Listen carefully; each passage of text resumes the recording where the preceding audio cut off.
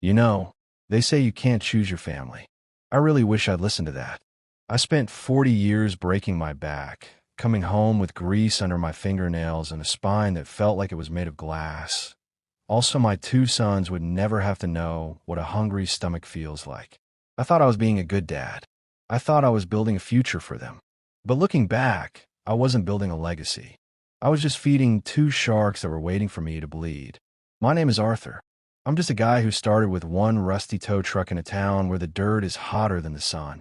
By the time I hit 70, I owned more land and buildings than I could count. But my sons, Leo and Marcus, they didn't see the work. They only saw the bank accounts. Leo was always the smart one. Expensive suits, hair always perfect, talking about big business deals like he was some kind of genius. Marcus was the wild one, always at the clubs, always getting into trouble, and always coming to me to pay his way out of it. I loved them. I really did. I thought they loved me back. But greed is a funny thing. It can turn a son into a stranger faster than you can blink. Before we continue, kindly hit the subscribe button to catch more stories like this. And drop a comment to let me know where you are watching from. I'll love to hear. I remember the early days like they were yesterday. I wasn't always the guy in the nice office. No, I started out under the hoods of trucks, covered in oil and sweat, working 20 hours a day. My wife, Mary, used to bring the boys down to the shop in their strollers. They'd watch me work, their little eyes wide with wonder. I'd pick them up with my greasy hands, leaving black smudges on their cheeks, and tell them that one day, all of this would be theirs. I promised Mary that our boys would never have to struggle the way we did. We lived in a trailer back then, saving every penny. When Mary passed away 10 years ago, a piece of me died with her. I poured all that extra love and all that extra money into Leo and Marcus. I thought I was protecting them. I didn't realize I was spoiling the soul right out of them. As the years went by, the shop turned into a fleet of trucks. The fleet turned into a construction company. The construction company turned into a real estate empire. I moved us out of that trailer and into a mansion that felt more like a museum than a home. I sent them to the best schools. I bought them their first cars, brand new, top of the line. I never said no. If they wanted a trip to Europe, I signed the check. If they wanted a new business venture, I funded it. I thought I was being a provider. But what I was actually doing was teaching them that money was something that just appeared, not something you had to earn. By the time I hit 65, I started to see the cracks. I'd be in the office, looking at the books, and I'd see thousands of dollars missing. I knew it was Marcus. He had a gambling problem he thought he was hiding, but you can't hide a hole that big. And Leo, he was worse in a different way. He was always trying to push me out. He'd come into my office with these restructuring plans that basically meant taking away my voting power. He'd say, "Dad, the world is moving fast. You're using old school methods. Let me take the wheel." I'd just laugh and tell him I wasn't ready to retire yet. I didn't see the look in his eyes, the cold, hard hunger for power. Then came my 70th birthday. The morning started out strangely nice. Usually, I'd have to beg them to come over for a Sunday dinner, but they showed up at the ranch at 8 a.m. They had a big breakfast spread laid out. They were laughing, joking, calling me the king. I felt a warmth in my chest I hadn't felt in years. I thought, maybe Mary is watching over us. Maybe they finally get it. "Dad," Leo said, leaning back in his chair with a smile that looked a little too perfect. "We know we haven't been the best sons lately. We've been focused on our own lives. But for your 70th, we wanted to do something special. Just the three of us." Marcus jumped in, his eyes bright. "We rented the Sea Ghost, Dad. That big 60-foot cruiser down at the marina. We're going out into the Gulf. No business, no phones, just us and the open water. Like the old days when you used to take us out on that little wooden dinghy." I was touched. I really was. I remember those old days. We didn't have much back then, but we had each other. I agreed in a heartbeat. I grabbed my favorite old fishing hat, the one with the faded brim, and we headed out. The drive to the coast was filled with talk about the future. They asked me questions about the early days, about how I built the first warehouse. I shared stories I hadn't told in decades. I felt like a father again, not just a boss. When we got to the marina, the Sea Ghost was waiting. It was a beautiful boat, white and sleek, cutting through the water like a dream. We headed out, leaving the shoreline behind. The sun was high, the sky was a clear blue, and the air was salty and fresh. We must have gone out 20 or 30 miles. The Texas coast was long gone. We were in the deep water now, the kind of blue that looks like ink. I was standing at the back of the boat, rigging up a fishing line, thinking about how lucky I was. I was 70 years old, healthy, and I was with my boys. "Hey, Dad," Marcus said, walking up behind me. "Take a look at this. I think the sonar is picking up something huge." I leaned over the railing to look toward the cabin. That's what happened. A hand slammed into the middle of my back. It wasn't a joke. It was a violent, full-strength shove. I wasn't expecting it. My feet slipped on the wet deck, and my heart jumped into my throat. I grabbed for the railing, but my fingers just scraped against the cold metal. I went over the side. The fall felt like it took an hour, but it was only a second. I hit the water hard. It was like hitting a wall of ice. The air was knocked right out of my lungs, and I sank deep into the dark blue. I struggled, my old limbs heavy and slow, fighting my way back to the surface. I came up gasping, coughing out salt water, my eyes stinging. The boat was idling just 10 feet away. I saw Marcus standing at the railing, his face twisted into a smirk. Leo walked up next to him. He wasn't smiling. He was holding a leather folder, my leather folder from the office. "Leo, Marcus," I screamed, the water splashing into my mouth. "Help me. I can't stay up. My boots, they're too heavy." Leo looked down at me, his eyes as cold as the water I was drowning in. "The papers are signed, Dad. We had a guy who's very good with a pen handle of signatures. Everything you built, the ranch, the companies, the accounts, it all belongs to us now. The lawyers already have the documents." "Why?" I choked out, treadling water with everything I had. "I would have given it to you anyway." "We didn't want to wait until we were old men to enjoy it," Marcus shouted. He took a sip from a beer can and tossed the empty into the water near my head. "You were never going to let go of the wheel. You were going to live to be 100 just to spite us." "Well, the ocean is a big place, Dad. Lots of accidents happen out here. I'm your father." I roared, the rage starting to burn through the shock. "You were a bank," Leo said, turning his back on me. "And the bank is closed. Goodbye, Arthur." He pushed the throttles forward. The twin engines roared, and the massive propellers churned the water into a white, boiling mess. The wake hit me like a truck, pushing me deep under the surface. I fought my way back up, gasping for air, just in time to see the Sea Ghost speeding away. They didn't even look back. They just left me there, 70 years old, in the middle of the ocean, with nothing but the clothes on my back and a heart that was breaking in two. For the first few minutes, I just panicked. I splashed and kicked, screaming their names until my voice was gone. The silence of the ocean is the scariest thing you'll ever hear. There's no wind, no birds, just the sound of your own breathing and the water slapping against your ears. I looked around. Nothing but blue in every direction. The sun was starting to drop, and I knew that once it went down, the temperature would plummet. I almost gave up. I really did. I thought about Mary. I thought about how maybe it was just my time to go and be with her.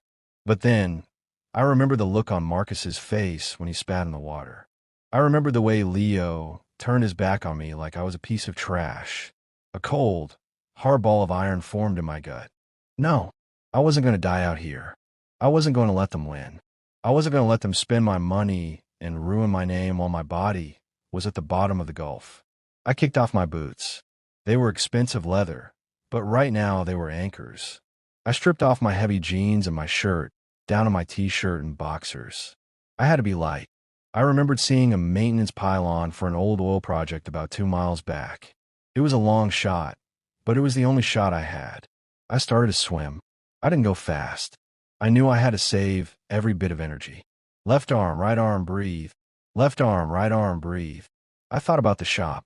I thought about the nights I spent sleeping on a concrete floor because I couldn't afford a hotel. I had survived the heat of West Texas. I could survive the cold of the Gulf. Hours passed. My muscles started to cramp. My skin was stinging from the salt, and my tongue felt like a piece of drywood in my mouth. I started to see things, hallucinations. I saw Mary standing on the water, calling to me. I saw my sons as little boys, playing in the dirt. I shook my head, clearing the fog. Not today, I whispered. Not today. The sun went down, and the world turned black. The only light was the moon reflecting off the waves. I was exhausted, my body screaming at me to just stop and sleep. But I knew if I slept, I wouldn't wake up. Then, through the darkness, I saw it. A tall, dark shadow sticking out of the water. The pylon. I put everything I had left into a final push. When my hand finally hit that cold, rusted steel, I didn't even have the strength to cheer. I just grabbed on and held on for dear life. My fingers were bleeding from the sharp barnacles, but I didn't care. I found the ladder and dragged myself up, inch by inch, until I was on a small metal platform 10 feet above the water. I collapsed. I stayed there all night, shivering so hard I thought my bones would snap. I watched the stars, and I made a promise to the universe. If I got off this metal cage, I was going to be the nightmare my sons never saw coming. The next morning, a supply boat spotted me. I looked like a ghost, pale, bloody, and half naked. I didn't tell them who I was. I told them I was a fisherman from a town down the coast, and that my boat had sunk. They were kind people. They gave me a blanket, some hot coffee, and a pair of oversized coveralls. They dropped me off at a small pier in a town I'd never been to. As soon as my feet hit the wood of the dock, I felt a change. The Arthur who loved his sons was dead. He drowned in the Gulf. The man standing on that dock was someone else. I found a payphone at a dusty gas station. I didn't have any money, but I convinced the clerk to let me make one call. I dialed a number I hadn't used in 20 years. "Elias," I said when the voice answered. "It's Arthur. I'm standing in a town called Port Aransas. I need you to come get me." And Elias, don't tell a soul I'm alive. Elias was the only man I could trust. He was an accountant, of sorts, a man who knew how to move money and people without leaving a trail. I had saved his life a long time ago, and he never forgot it. 2 hours later, a plain black car pulled up. Elias got out, his eyes wide when he saw the state I was in. "Boss," he whispered. "The news, they're saying you're gone. Your sons, they held a press conference. They're saying it was a tragic accident." "Let them talk," I said, getting into the car. "I want them to think they're safe. I want them to start spending. I want them to feel like they've won the lottery." Elias took me to a safe house, a small apartment in the city that was registered to a shell company. For the next week, I didn't leave that room. I sat in front of a laptop, watching the news. I saw Leo and Marcus on every channel. They were wearing black armbands, talking about their legacy and how they were going to expand the company. They were already selling off the smaller divisions I'd built for the employees. They were firing people who had worked for me for 30 years. I felt a cold rage, but I didn't act yet. I needed to be smart. I had Elias dig into their personal lives. It didn't take long. Greed always leaves a trail. Leo was already talking to a group of shady developers to sell the ranch, my home. Marcus was back in Vegas, throwing thousands of dollars around like it was confetti. They were already at each other's throats about who got more of the liquid assets. I started the haunting. I knew the passwords to the ranch's security system. I'd installed it myself. One night, while they were both in the study drinking my 50-year-old scotch, I turned on the intercom system. I didn't say anything. I just played a recording of my wife Mary's voice, a video from an old birthday party where she was calling the boys to come inside. I watched the camera feed. They both froze. Marcus dropped his glass, the amber liquid staining the rug. Leo turned white as a sheet. They looked around the room, terrified. "Did you hear that?" Marcus whispered. "It's just the wind," Leo said, though his hand was shaking. "The house is old. It's just the house."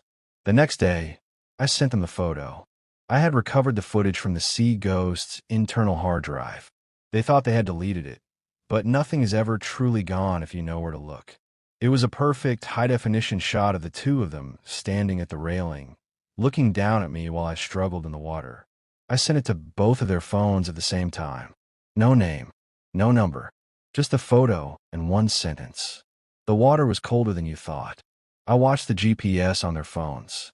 They both stayed in the house for 48 hours. They didn't eat. They didn't sleep. They were waiting for the door to kick in. They were waiting for the police. But I wasn't going to call the police. Not yet. I wanted to see them break first. I wanted to see them turn on each other. I wanted them to know that I was the ghost in the machine and that there was nowhere on this earth they could hide from a father they tried to kill. I sat there in that dark, cramped apartment, watching the blue light of the laptop screen. My eyes were bloodshot, and my body still ached from the cold of the Gulf, but I couldn't sleep. I didn't want to sleep. Every time I closed my eyes, I felt the water closing over my head. I felt the weight of my boots pulling me down into the blackness. But more than that, I felt the look on my sons' faces as they watched me drown. That was the fuel in my tank now. That was the only thing keeping me going. Through the security cameras of the ranch, I watched the chaos unfold. It was like watching a house of cards get hit by a leaf blower. Leo and Marcus were in the study, the same room where I used to read them bedtime stories. Now, they were screaming at each other. They had the photo I sent them pulled up on Leo's laptop. The image was clear as day. The two of them, standing on the deck of the Sea Ghost, looking down at the spot where I had just gone under. How did this get out? Marcus yelled. He was sweating through his expensive silk shirt. He grabbed a glass of my scotch, stuff that cost $500 a bottle, and knocked it back like it was cheap water. You said you wiped the server, Leo. You said there was no trace. Leo was sitting in my chair, his head in his hands. He looked like he had aged 10 years in a week. I did wipe it, Marcus. I went into the boats, core myself. I deleted everything. I don't know how this is happening. Maybe the cloud. Maybe Dad had a backup we didn't know about. A backup from the bottom of the ocean. Marcus stepped closer, his face turning a dark, ugly red. He's dead, Leo. We saw him go under. He was 70 years old, and he didn't have a life vest. Nobody survives that. Someone is playing with us. Someone found the footage, and they want a payday. I leaned back in my chair and smiled. They were so focused on the money that they couldn't even imagine I was still breathing. They thought I was a ghost or a blackmailer. They didn't realize that the man they tried to kill was the one pulling the strings. Elias, I said, not looking away from the screen. Is the next phase ready?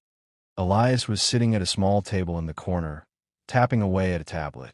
Ready and waiting, boss. I've linked their personal bank accounts to the shell companies we set up. Every time they spend $1, it pings our system. And I've started the liquidation process. You see, I didn't just want to scare them. I want to take everything back. I had built that empire with my bare hands. I knew where every penny was hidden. I had back doors into the company's accounts that even the CFO didn't know about. I started moving the money. Not all at once. That would be too quick. I did it in chunks. 50,000 here, 100,000 there. I made the transfers look like they were coming from inside the house. I made it look like Leo was moving money to a secret account in the Caymans. Then, I sent an anonymous tip to Marcus's phone, a copy of the transfer receipt with Leo's digital signature on it. On the screen, I watched Marcus's phone buzz. He picked it up, read the message, and his eyes went wide. He looked at Leo, then back at the phone. You snake, Marcus whispered. Leo looked up, confused. What? What are you talking about? $50,000, Leo? Really? Marcus threw his phone onto the desk. You're already moving the cash. We haven't even buried the old man yet. Or whatever we're telling people. And you're already trying to cut me out? I haven't moved a cent. Leo stood up, his voice cracking. Marcus, think. Why would I do that now? We're being watched. Someone sent us that photo, and now you're getting fake receipts? Don't you see? Someone is trying to turn us against each other. Leo was always the smart one. He was right, but it didn't matter. Marcus was too hot-headed and too greedy to listen to logic. He didn't trust Leo, and honestly, Leo didn't trust him either. They had built their partnership on a murder. You can't build a house on a foundation of blood and expect it to stand. I'm going to the office. Marcus growled, grabbing his keys. I'm checking the books myself. If I find out you're lying to me, Leo, I swear to God. He stormed out, slamming the heavy oak door behind him. I watched him on the outdoor cameras as he jumped into his red Ferrari and tore down the driveway, kicking up dust and gravel. Elias, I said, follow him, but don't let him see you. I want to know exactly who he talks to. You got it, boss, Elias said, grabbing his jacket and heading out the door. I stayed in that dark room, watching Leo. He didn't leave the study. He just sat there in my chair, staring at the photo on the screen. He looked terrified. He started looking around the room, at the shadows in the corners. I decided to give him a little nudge. I used the house's smart home system. It was something I'd had installed a year ago because I like being able to control the lights and the temperature from my phone. I accessed the speakers in the study. I didn't say anything. I just played a sound. It was the sound of the Sea Ghost's engine idling. That low, steady thrumming sound they had heard right before they threw me overboard. Leo froze. He tilted his head, listening. The sound was faint, coming from the hidden speakers in the ceiling. He stood up slowly, his face pale. Marcus, he called out. Is that you? Is this a joke? I turned the volume up just a tiny bit. Then, I flickered the lights. Just once. A quick blink of darkness. Leo allowed a shaky breath. It's just the wiring. The storm last night must have messed with the system. He was trying to convince himself, but I could see his heart beating through his shirt. I waited a beat. Then I played a voice clip. It wasn't my voice. It was Mary's, my late wife. It was a clip from an old home movie where she was laughing and saying, Arthur, stop teasing the boys and come inside. Leo let out a choked-up sob and ran for the door. He didn't stop until he was out of the house and in his car. I watched him speed away, too. Now the house was empty. My house. The home I had built for a family that didn't exist anymore. For the next 3 days, I played them like a fiddle. I used Elias to leak insider info to the board of directors about Leo's mental instability. I sent Marcus's gambling debts to the local newspapers. I was dismantling their reputations while I was dismantling their bank accounts. They were falling apart. They stopped talking to each other. They were staying in separate hotels, too scared to go back to the ranch. They were broke, though they didn't fully realize it yet. Every credit card they tried to use was declined. Every bank manager they called told them the accounts were under review. They were trapped. And that's when I decided it was time for the finale. I had Elias send them both a message. It looked like it came from a high-powered law firm. It told them that a secret will had been discovered and that they needed to meet at the private airfield at midnight to sign the final papers before the state froze all the assets. I knew they would come. They were desperate. They needed that money to run. Midnight at the airfield was quiet. The wind was blowing across the tarmac, and the only light came from the small lobby of the private hangar. I was sitting in the back of a black SUV, parked in the shadows. Elias was in the driver's seat. Are they here? I asked. Both of them just pulled in, Elias said. They're walking into the hangar now. I got out of the car. My legs felt heavy, and my heart was thumping in my chest. I wasn't scared. I was just sad. This was the end of the road. I walked toward the hangar. I could hear them inside. They were arguing again, their voices echoing off the metal walls. Where's the lawyer, Leo? Marcus was shouting. You said they'd be here. It's 5 past midnight. I don't know, Marcus. That's what the message said. I stepped into the light of the hangar door. I didn't say a word. I just stood there. The silence that followed was the loudest thing I've ever heard. Marcus dropped his phone. It hit the concrete floor with a crack. Leo backed away, hitting a stack of crates, his eyes nearly popping out of his head. Dad, Marcus whispered. He looked like he was about to faint. You look like you've seen a ghost, I said. My voice was calm, but it had a weight to it that made them both flinch. You're dead, Leo stammered. We saw you. You couldn't have survived. The water was cold, I said, walking slowly toward them. But the fire in my gut was hotter. Did you really think I'd just go away? Did you really think I'd let you two have everything I worked for after what you did? Dad, listen, Marcus said, his voice high and shaking. He took a step toward me, his hands out like he was trying to calm a stray dog. It was Leo's idea. He said we needed the money.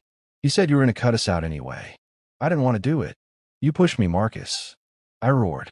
The sound of my own voice surprised me. It was full of 40 years of work and 10 days of pure rage. You looked me in the eye and you threw me away like I was nothing. And you, Leo, you watched. You sat there and watched your father drown so you could have a bigger office. We're sorry. Leo cried out. He was on his knees now. Please, Dad. We'll give it all back. We'll do whatever you want. Just don't kill us. I looked at them. My sons. They looked so small, so pathetic. All that money, all those fancy suits. And they were just two cowards begging for their lives. I'm not going to kill you, I said. That would be too easy. And I'm not like you. I pointed toward the entrance of the hangar. Just then, the blue and red lights started flashing. For police cars and two black SUVs pulled onto the tarmac, their sirens wailing. I spent the last 3 days talking to the feds, I said. I gave them everything. The bribes you paid to the city council. The money laundering Marcus did to cover his gambling. And, of course, the video from the boat. They have it all. No, Leo whispered, looking at the approaching lights. No, please. It's over, I said. The company is being placed in a trust for the employees. The ranch is being sold to a charity for foster kids. And you too. You're going to a place where you won't have to worry about money for a very long time. The police swarmed the hangar.